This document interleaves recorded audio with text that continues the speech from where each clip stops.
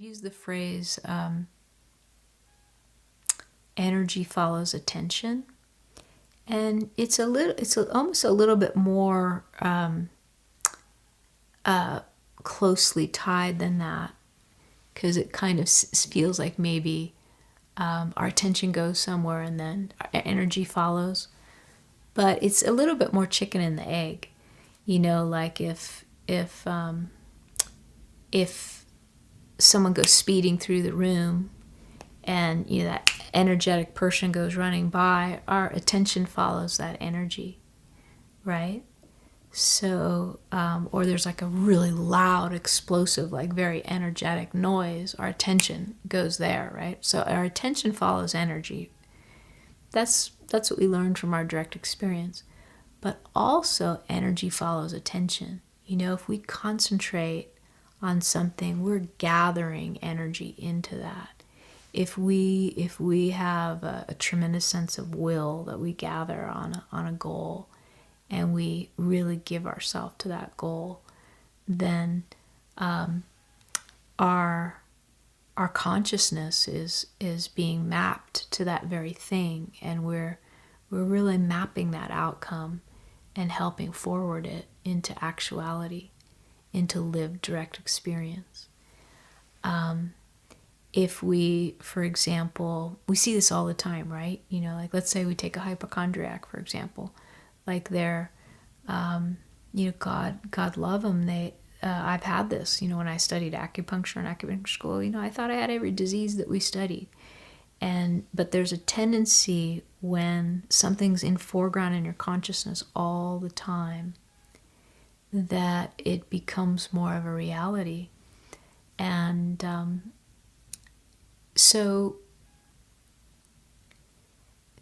you don't have to take all of that, we can take some of these things I'm saying with a grain of salt, but the main point is that there's this intimate connection between energy and attention.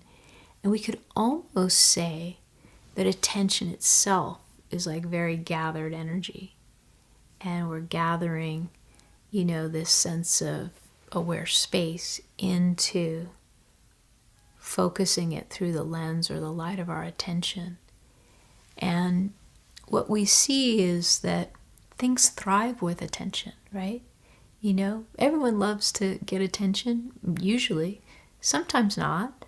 But if it's really, really beneficial attention, most people respond beautifully to that, and it brings forward their well-being. And if we give attention to, children or plants or animals, they thrive and bring about greater expressions of well-being. And so we do have this sense that the light of our attention and that gathering of our consciousness into something is really a gift that helps enliven and bring vitality to whatever we place our attention on.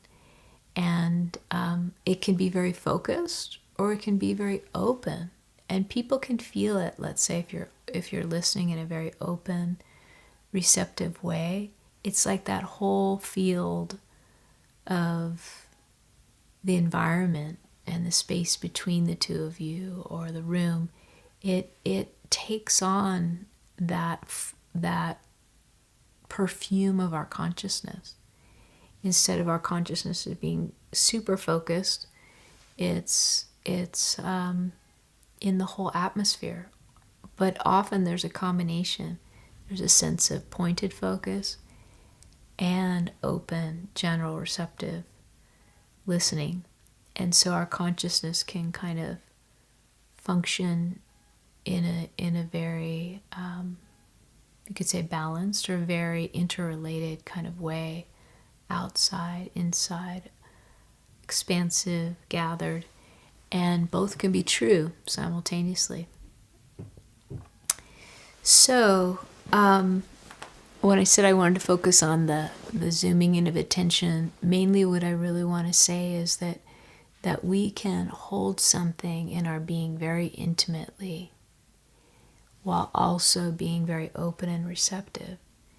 And we can even, and this next part's really kind of cool, we can even have the experience of being a human being with distinct interests, distinct intentions, distinct inquiries, curiosities, things that light us up, things that call to us. We can have that experience of being a very distinct person that is drawn to very specific things while simultaneously having a sense and knowledge through being, a knowledge through direct experience of ourself that is infinite, that is not defined by a fixed location, that has a consciousness that expresses as aware space, that can be without edge or boundary, and yet can also be felt within the edge or boundary of our own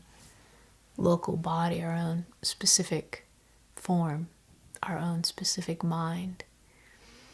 And this light of our attention can kind of map to this open, spacious, unboundaried awareness, or it can map to this directed, focused awareness that can be perfumed by intent, intention, by connection, by care, by a sense of